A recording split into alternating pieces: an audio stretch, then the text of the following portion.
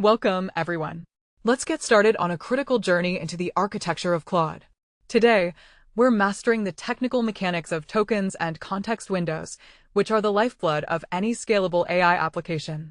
Let's begin by defining what tokens actually are. Think of tokens as the fundamental building blocks of AI language processing. When you feed text into Claude, it doesn't read words the way you or I do. Instead, it breaks down sentences into smaller, discrete chunks called tokens.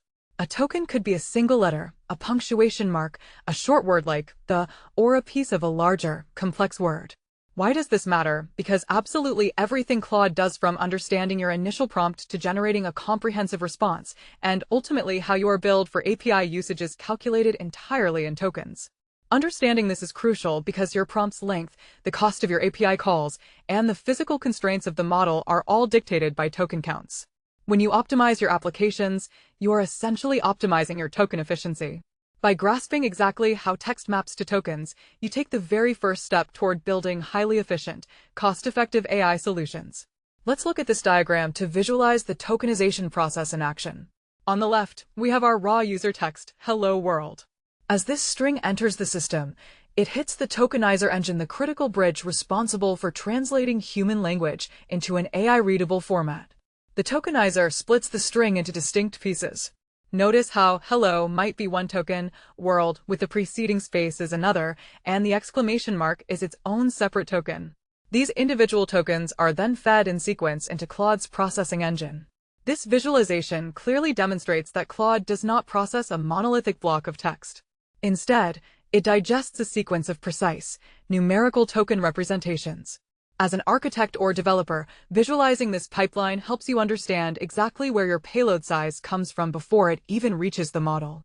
Now that we understand tokens, we must understand where they live during a conversation, the context window. Think of the context window as Claude's active working memory. It represents absolutely everything the model can see and reference at the exact moment it is generating a response for you. Do not confuse this with the model's training data. The training data is vast, historical, and baked into the model weights. The context window, however, is the live, temporary workspace for your specific API request. It contains your system prompt, the entire back-and-forth conversation history, uploaded files, and tool results. Modern Claude models boast a massive context window up to 1 million tokens. This is revolutionary because it allows you to drop entire code bases, 100-page financial reports, or month-long chat logs directly into the prompt. However, this power comes with a strict boundary. If the sum of your input tokens and requested maximum output tokens exceeds this limit, the system enforces a strict cutoff and returns an error. This diagram breaks down the anatomy of the context window. Look at the large box encompassing multiple elements. This represents your available token budget, scaling up to 1 million tokens. Inside, you can see how information stacks up. At the top, we have the system prompt, which dictates the persona and rules. Below that sits the previous chat history, followed by any external context like uploaded documents or RAG retrievals. Finally, at the very bottom of the stack, we have the current user prompt. All of this data aggregates to form the complete state of the context window. This entire package is what gets sent to the Claude inference engine. The engine processes this massive block of combined context to generate the output tokens. Visualizing it this way highlights why managing what goes into this window is critical. Every piece of history and every document competes for the same finite token space. Let's explore how context actually accumulates over time. When you are chatting with Claude through a web interface, it feels like a continuous, stateful connection. But under the hood, the Claude API is entirely stateless. This is a vital architectural concept. Because it's stateless, your application must bundle and resend the entire conversation history back to Claude with every single new request. This means context accumulates linearly. Turn 1 might use 500 tokens. Turn 2 sends those same 500 tokens, plus Claude's response, plus your new question, suddenly totaling 1,500 tokens. As the conversation advances, each user message and assistant response piles up within the context window. This input-output flow guarantees that Claude maintains perfect reasoning continuity. It never forgets what was said earlier because you are constantly reminding it. However, this progressive token accumulation means your payload size and your input costs grow with every turn. As a senior engineer, you must plan for this growth, especially in long-running agentic loops. This sequence diagram beautifully illustrates the stateless nature of token accumulation. In turn 1, the user sends a single message to the API, which passes that exact context to Claude. Claude responds with Assistant Message 1. Now, pay close attention to turn 2. The user doesn't just send the new message. The application bundles User Message 1, Assistant Message 1, and the new User Message 2.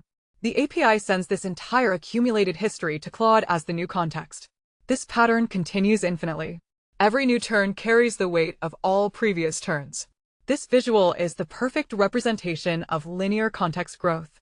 It underscores why passing massive histories back and forth requires robust network handling, caching strategies, and eventually, proactive context management to prevent hitting the hard limits of the model. Having a massive 1 million token context window is an incredible luxury, but it introduces a dangerous trap that many novice developers fall into: context rot. Just because you can fit 1 million tokens into a prompt doesn't mean you should. Context rot is the phenomenon where the model's accuracy, recall, and logical focus degrade because the context window is flooded with irrelevant, noisy, or contradictory information. Imagine trying to find a specific clause in a contract while someone is shouting the dictionary at you. That's what a bloated context window feels like to an LLM. As the token count explodes with raw database dumps, irrelevant tool logs, and endless conversational tangents, Claude's attention mechanisms get diluted. It might start forgetting core instructions placed at the very top of the prompt, or it might hallucinate connections that don't exist. As senior experts, we must practice strict context curation. The golden rule of context engineering is precision. Only provide the exact information the model needs to solve the specific task at hand. Here we map out the systemic degradation path known as context rot. We start at a clean baseline state. If we feed the model curated, precise tokens, we transition directly to high accuracy. However, if we take the lower path by dumping unfiltered, massive data payloads into the prompt, we enter the state of context rot. As this noisy data pushes past hundreds of thousands of tokens, it causes attention dilution. The model's neural attention is spread too thin across useless data. This directly leads to 2 critical failure modes: hallucination, where the model invents facts, and missed instructions, where it simply ignores the core directives of your system prompt. This state diagram serves as a stark warning. Aggressive context curation is just as important as the logic of your code. You must actively defend the purity of your context window. So, how do we solve the problem of ever-growing context limits and the looming threat of context rot? The most elegant, enterprise-grade solution is server-side compaction. Compaction is an advanced context management strategy designed specifically for long-running agentic loops and infinite chats. Instead of letting your token count crash into the hard ceiling, you configure a compaction trigger, say, at 150,000 tokens. When your input hits this threshold, the API intercepts the request. It dynamically generates a highly intelligent, structured summary of the entire conversation history, creates a special compaction block, and replaces the stale, verbose history with this concise summary. This effectively resets your token usage back to a manageable size while preserving the critical narrative state. On your next API call, you drop the old messages and simply pass back this compaction block alongside the newest prompts. This keeps the active context laser-focused, drastically reduces your per-turn token costs, and ensures Claude maintains peak reasoning performance over marathon sessions. Let's walk through the exact lifecycle of a compaction event in this flowchart. At the top, we have a long conversation that has swelled past our 150k token threshold. This hits the compaction trigger. Automatically, the API steps in and generates a rich summary of the past interactions. This creates a distinct compaction block that securely encapsulates the semantic value of the chat. The system then completely replaces the stale, bloated history with this new block. As you can see flowing down, this results in a drastically reduced context size, perhaps dropping from 150k down to just a few thousand tokens. Finally, we resume the conversation smoothly. The agent retains full knowledge of the task, but the payload size, cost, and latency are completely reset. It is a highly efficient self-cleaning mechanism for intelligent systems. One of the most powerful capabilities of modern Claude models is extended thinking, where the model visibly outputs its internal reasoning process before delivering a final answer. This leads to massive leaps in logic and accuracy. However, how does this impact our tokens and context window? When Claude thinks, it generates thinking tokens. These count towards your maximum output budget and are billed accordingly. But here is where the architecture is truly brilliant. In multi-turn conversations, the Claude API automatically strips out the thinking blocks from previous turns. They do not count toward your input token usage for subsequent requests, and they don't consume your precious context window space. You get the intelligence of deep reasoning without the token bloat. The only major exception to this rule is during tool use. If Claude thinks and then calls a tool, you must pass that specific thinking block back alongside your tool result. This ensures Claude maintains its direct train of thought right up to the moment it requested external data. Mastering this token behavior is essential for building advanced agents.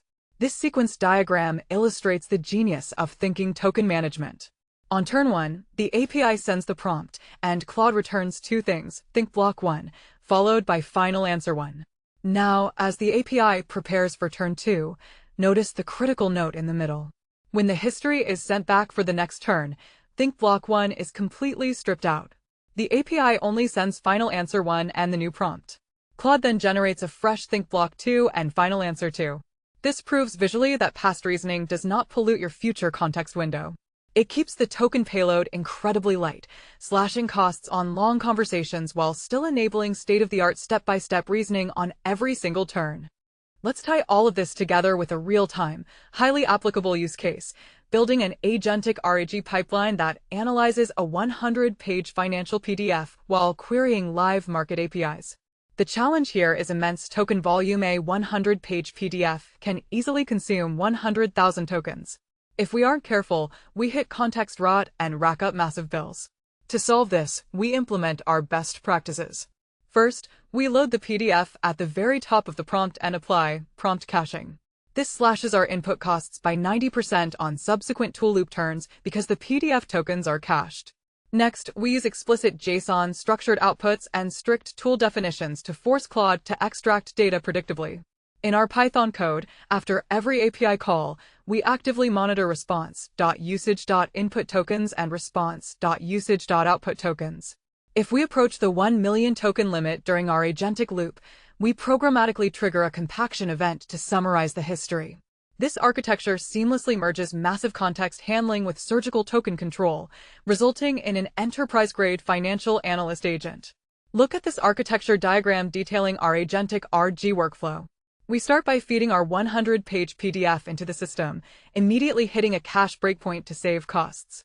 The data flows into our agent loop, sending requests to Claude's 1 million token window. Claude initiates a tool callout to the Market Data API, and the results flow right back into the loop. But look at the bottom path. This is the professional safeguard. After every turn, the system checks the usage.tokens payload. If the token count is safely below our limit, the loop continues. If it flags, yes, we are near the limit, it automatically triggers compaction to summarize the state before routing back into the loop. This diagram represents a bulletproof, production-ready token management strategy. To wrap up, let's solidify our best practices. Advanced models like Claude Sonnet 4.6 and Haiku 4.5 possess context awareness. They actually track their remaining token budget in real time, allowing them to pace their reasoning gracefully on long tasks. But you must do your part. Always place long documents at the absolute top of your prompt, wrap data in strict XML tags, and curate your context aggressively. Do not just dump data. If you are unsure of your payload size, utilize the free token counting API to proactively check your usage before you hit an execution error. Moving forward, you must transition your mindset from simple prompt engineering to rigorous context engineering.